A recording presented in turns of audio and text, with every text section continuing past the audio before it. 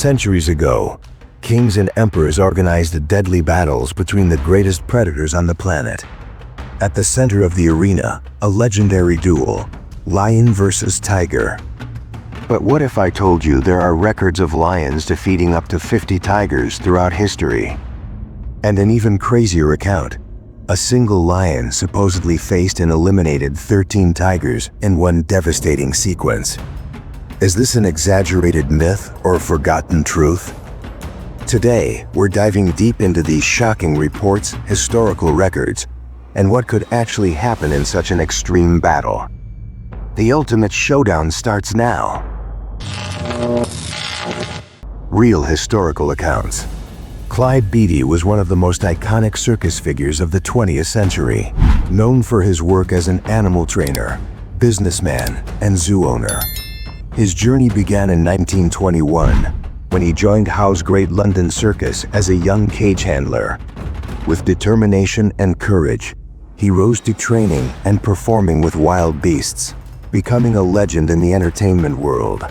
In 1945, he founded his own show, the Clyde Beatty Circus, which remained active until 1956. Beatty became famous for his daring act, where he faced lions and tigers inside a cage, armed only with a whip and a pistol. His goal was to demonstrate courage and control over the animals. Throughout his career, he worked with various species, including grizzly bears, hyenas, and even hippos. At the peak of his popularity, he set a record by performing with 43 big cats at the same time.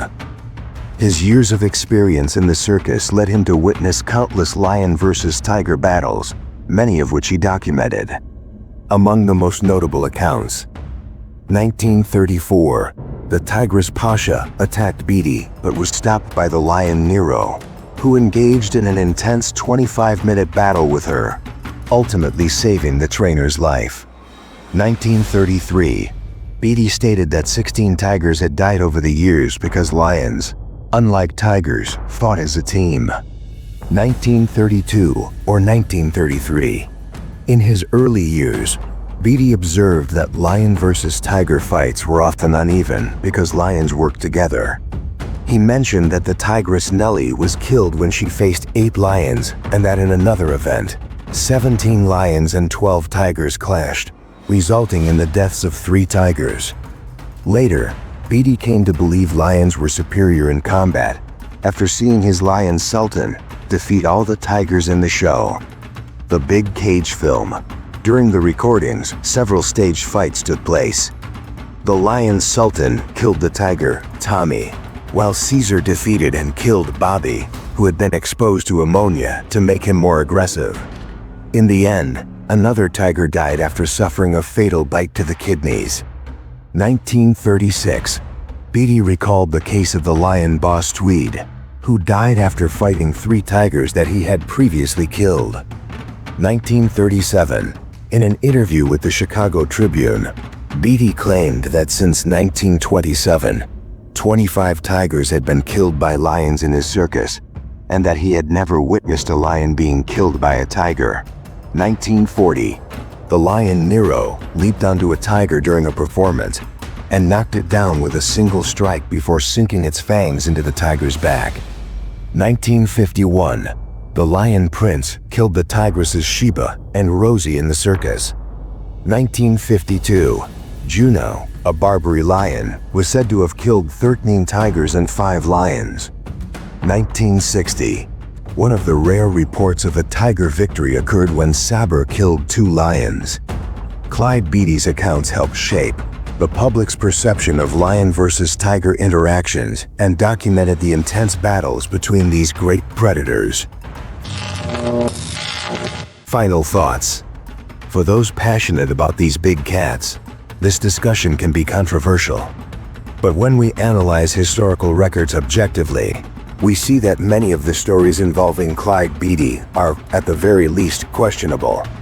After all, most of the events he described took place between 1927 and 1965, an era when animal welfare was not a concern, and profit always came first.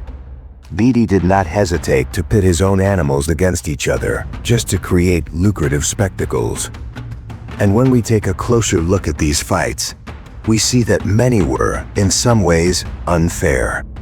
There were cases where male lions fought female tigers, instances where lions ganged up on a single tiger, and even situations that can't really be called legitimate fights due to clear human interference. Does that mean everything was manipulated? Not necessarily. But there are cases that defy logic. The most famous of them is the legend of Juno the lion, who supposedly defeated 13 tigers and several other lions. But did he really fight all these opponents alone? It seems highly unlikely. Even with human intervention, a lion facing that many high-intensity battles would hardly walk away unscathed. Severe injuries from just the first fight would be almost inevitable. Here's an important point: the favoritism in Beatty's accounts. If lions really did fight in groups, as some reports suggest, that would explain their higher win rate. But if we analyze fights on an individual basis, the story might be very different. What cannot be denied is that both lions and tigers are lethal to each other. Looking at historical records as a whole, there are victories and defeats on both sides, proving just how deadly a battle between these two titans can be. But I prefer to focus on what we can observe more objectively. As I've mentioned before, the lion is an imposing adversary. Its mane, though not in armor, may offer some extra protection. Its claws and teeth are deadly weapons, and its aggression can be a decisive factor. While fighting ability varies between individuals, lions are trained from cubhood to hunt and defend themselves, just like their rivals. The tiger, however, has theoretical advantages that cannot be ignored. It generally has slightly larger teeth and claws, and even a small difference can be crucial in a real fight. Additionally, tigers tend to be more agile, more explosive, better jumpers, and, in the largest subspecies, slightly heavier than lions. Their instinct to hunt alone may make them more likely to end a fight quickly. Of course, in captivity, many variables come into play. Age, stress, weight, and even the presence of groups can influence the outcome of a fight. But in a fair one-on-one battle, I still believe the tiger has a slight advantage. And I'm not the only one who thinks so. Referring to perhaps the only scientific source that briefly touches on this subject, the book Wild Cats of the World by renowned biologists Mel and Fiona Sundquist points to the tiger as the favorite in a direct fight.